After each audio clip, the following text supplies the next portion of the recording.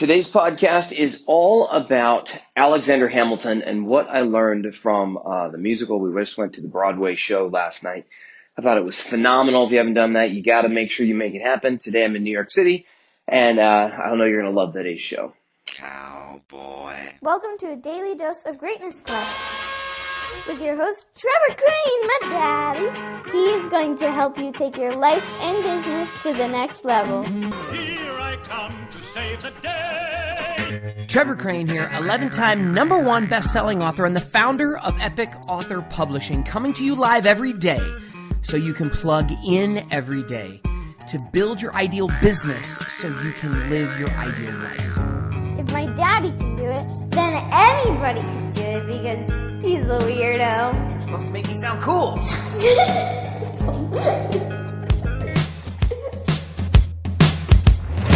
All right, so we started the reason we came to see Hamilton, and I'm not really a Broadway show type guy, but my daughter has been obsessed with the soundtrack. So she's 11 years old. For her 11th birthday, I wanted to do something really special for her. Wasn't sure what we were going to do.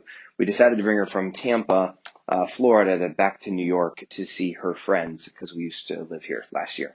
And so one of her really good friends she misses a lot. And then she's so obsessed with this Alexander Hamilton soundtrack that we also figured while we're here, we might as well go do some cool stuff. And so, yeah, my daughter's totally spoiled. And I love the fact that this is something that we can give her. So I'm not, like I said, I'm not really a Broadway show type guy, but the show blew me away. Now, my daughter's been torturing me with the soundtrack now for a while. And so that meant I was familiar with some of the songs. But what I want to talk to you about today is what I learned from the video, not the video, the story. And there's so many things that Alexander Hamilton did with his life that I think are things that we want to emulate, and some things I think absolutely we do not want to emulate. So, first of all, the whole story is about someone who was an immigrant and came from basically nothing. I love just the storyline of that because so many people have excuses for they didn't have their mom, they didn't have their dad, that that's where they're from, and a variety of different challenges. And this guy came from virtually nothing. And then what he basically did was he had a passion and a drive, and he just spoke his freaking mind. Like, now, I'm not giving you an Alexander Hamilton rundown. This is not a narrative that I've done a lot of homework on Alexander Hamilton. This is just strictly what I got from the show. So, these are the lessons that I just got that I thought were powerful for our life to help us, get more out of life. That's what my show, Greatness Quest, actually began all about, is that my grandfather passed away at age 92. And when he was on his deathbed, the bed that he never got out of, he wrote me a letter. And in that last letter he ever wrote me, I found what I thought were like the secrets to living a great quality of life. That's what I called Greatness Quest, and it's about becoming your best. And Alexander Hamilton represented that. Like, the entire musical was about how the dude was just a workhorse, and he was a passionate young man who really had no backing whatsoever. And he showed up in New York to go ahead and make history, and decided that he was passionate about what he wanted, and he spoke avidly about it. He meets Aaron Burr early in the show, early in his young life, I believe. And he is immediately portrayed as someone who just speaks his mind. And I love that because in today's marketplace, in today's world, we're only going to pay attention to those people who have the courage and authentic communication pattern where they communicate they're with passion and with their mind. He wasn't scared of what other people thought of him. Now, he was always potentially being judged. There are a lot of people who didn't like Alexander Hamilton. Aaron Burr said, dude, you need to shut up. You need to stop talking so much. You need to be nicer. And so what I love about this, at least the demonstration or the way that they characterized him, is he never sacrificed his values, from what I understand. He always was speaking his mind. And I think that that's a good lesson for all of us So Alexander Hamilton came from nothing. He had this massive will and desire and passion and courage to speak his mind, even if what he's talking about isn't popular. Obviously, he helped lead a revolution. Then he became somebody who created a phenomenal amount of content. Like he wrote a series of essays that were supposed to defend the Constitution. And he did like 55 of the 85 articles or whatever that were written for this. Like he was a mover. He was somebody who was leading, and he liked to finish what he started. So I just found that all very, very, very powerful.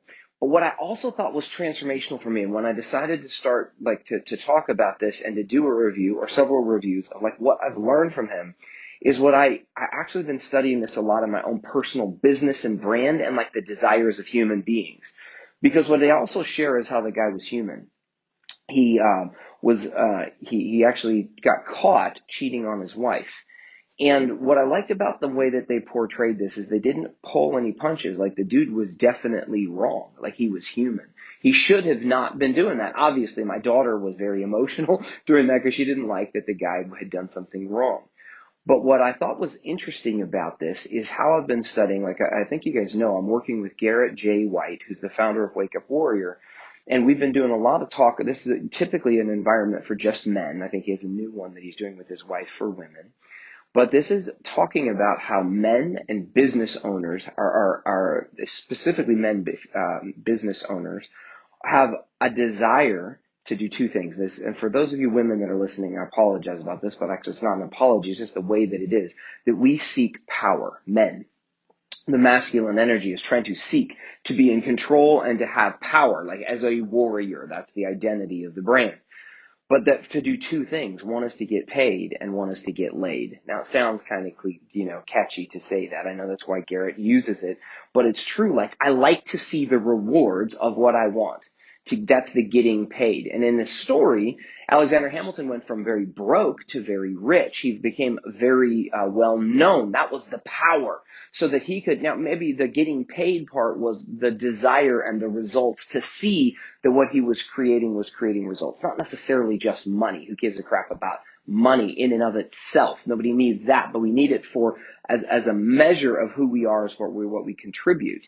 But then the other part of this is the sexual energy of wanting to get laid. And what I was imagining going on in this guy's life when he was married to his woman, he did not pay any attention to her. I am sure that when he was focused on his career, which was great, and focused on his passion, which was great, he ignored his woman. And what happened is I'm assuming that the passion died. And then when she was out of town, he got connected with a new woman, and he needed both. He needed to feel good as a man, and he wanted to go ahead and communicate both sexually to be able to feel phenomenal as a man. And Garrett J. White talks about how as men, we need to have these amazing relationships. And that's why it's not just relationships with ourselves and with our passion, but with our significant other and with our family. And that if you start to deny any one of those, what's going to happen is your castle is going to crumble. What you're building is going to fail. And in this case, that's what Alexander Hamilton did.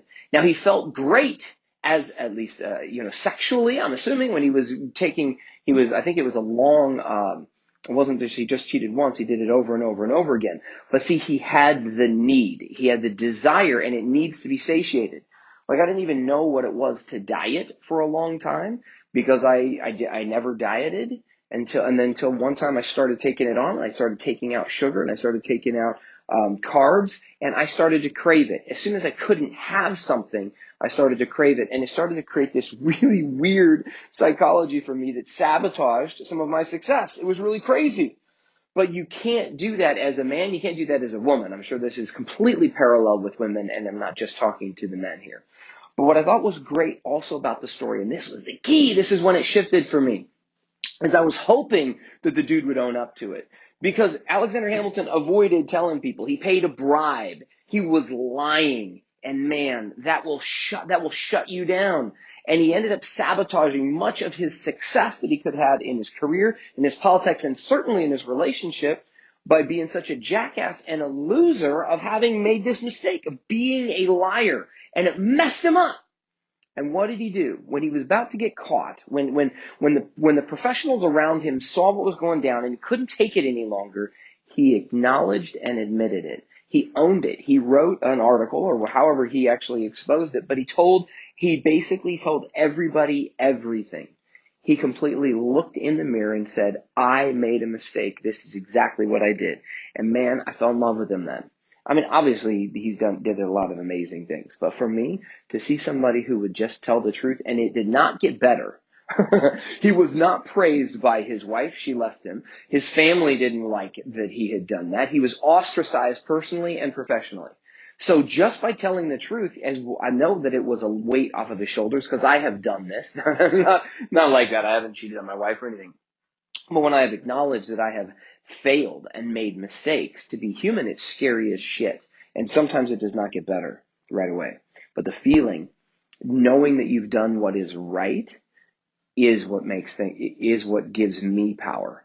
And in the story, he actually fell back in love with his wife and they got back together and other kinds of things. So I just thought that was amazing. And there's so many other things that I learned from this story. I want to give you one of the warnings though, because one of the warnings that happened, and this, I remember this from my childhood of growing up and learning about Alexander Hamilton. I didn't even remember it until it showed up in the musical, but that his son died in a duel.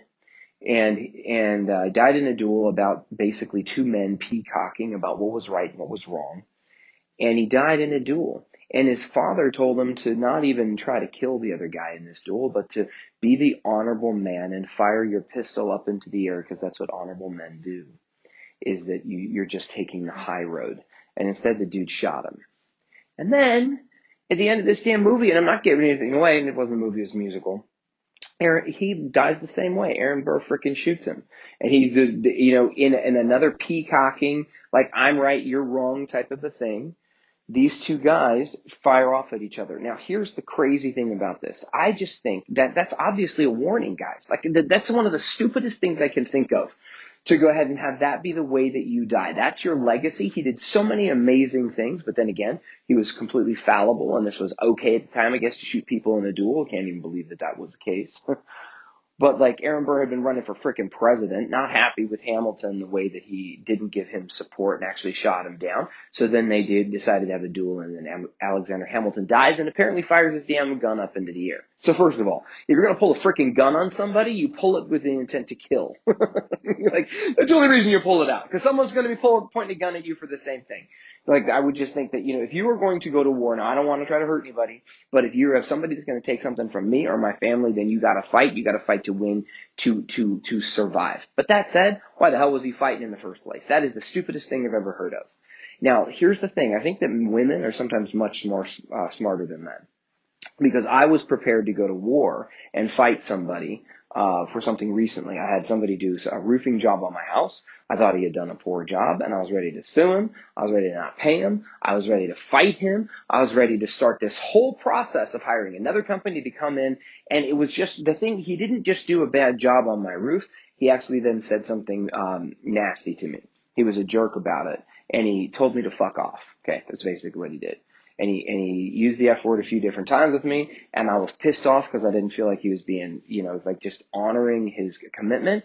And so I decided to fight him. And I was all prepared to hire another company. And this is going to end up costing me more money with the other company. It was going to then cost me a potential legal battle because the guy was going to fight me for it. He was very angry, the roofer that I was arguing with.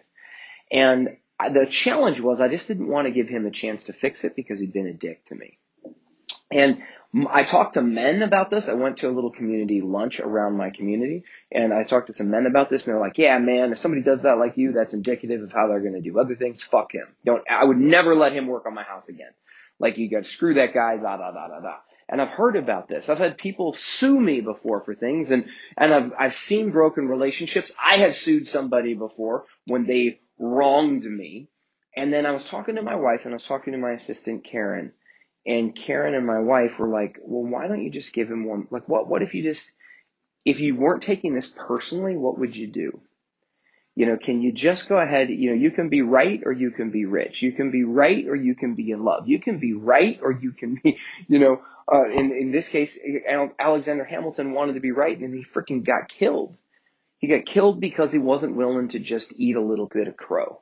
And so in this case, I called up the roofer. I didn't like it. I didn't want to do it, but I went ahead and did it anyway. And I said to him, I'm sorry. I apologized.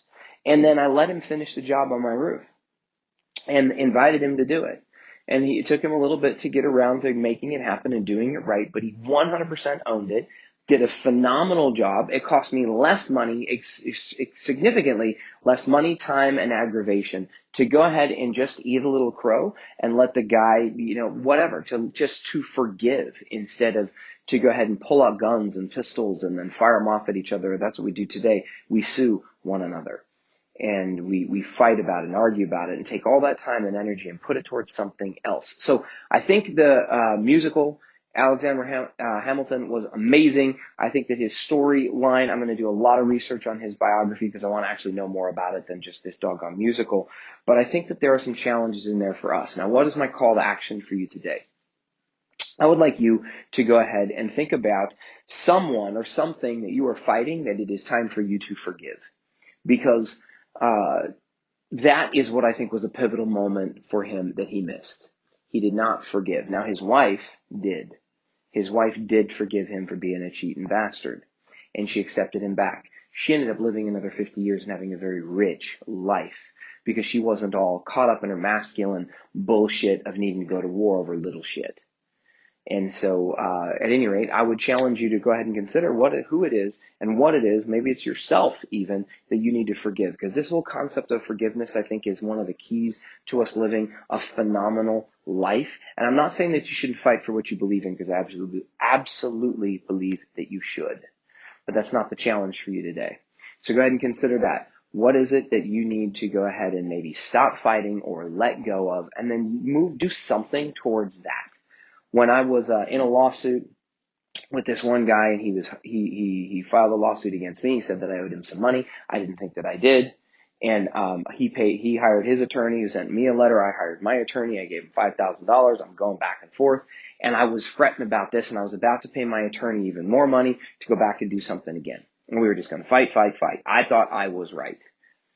And instead, I was sitting in my car and I had this conversation with myself to try to figure out what it is that I ultimately wanted. And I did not. I wanted this to go away. I didn't want to focus my time, energy, or attention on this thing. I wanted it gone. Who cares whether I was right or wrong? I just wanted it done. And it was costing me money. So it's not like I was going to get out of this. He said I owed him money. I said I didn't, but it was costing me money anyway. And I might have had to pay him money when it comes to the judge anyway. Because who's a judge? He's like your dad. He goes, here's both sides of the case, and if one person, both of us are going to give our best perspective of the thing, and he's going to go ahead and kind of meet somewhere in the middle, which meant I was probably going to have to pay something anyways. So instead, I thought I want to make this go away as fast as possible. I know it's going to cost me some money because I was going to have to pay my attorney anyway. I'm like, what's the fastest way for me to make that happen? And sitting in the car, it took me about 10-15 minutes to sit down and just close my eyes and think about what it is that I wanted and the fastest way to make it go away. I picked up the phone, I called the guy up, and in less than 3 minutes, we had a deal, and I started paying him, and we closed the entire thing. In less than 3 minutes, I solved my problem, and I started sending him a little bit of money. Over time, it took me like a year or two to send him a little bit of money every month to have him paid off where he was happy. And everything was done in 3 minutes instead of me fighting. Now, a lot of people would say, fight, win, he did you wrong, he is wrong. But you know what? It cost me 3 minutes and a little bit of money, which probably would have given to the attorneys anyway. And it was a little bit more than I wanted to give him, but it really didn't matter because I got my life back. So my challenge for you is to think about who it is that you can go ahead and forgive and take an action to try to make the thing go away. Because it's just not worth the energy and effort. And in the example of the roofing guy, I now have a roof on my house for $2,000-3,000 less and a significant amount of time saved as well. So this has been a little bit longer than I wanted to go today. But I think that there's a lot of things that you can learn when you're out there in life. And this is something I learned from Alexander Hamilton. And I think I'm going to do a little bit more of a review on this a little later with my daughter as well. So I might do another podcast on this. But make today magnificent. I can't wait to talk to you soon. To get even more awesomeness, which means all my best stuff, download my app by texting Trevor to 36260. It will show up right on your cell phone. Just text message the word Trevor to 36260. Talk to you soon.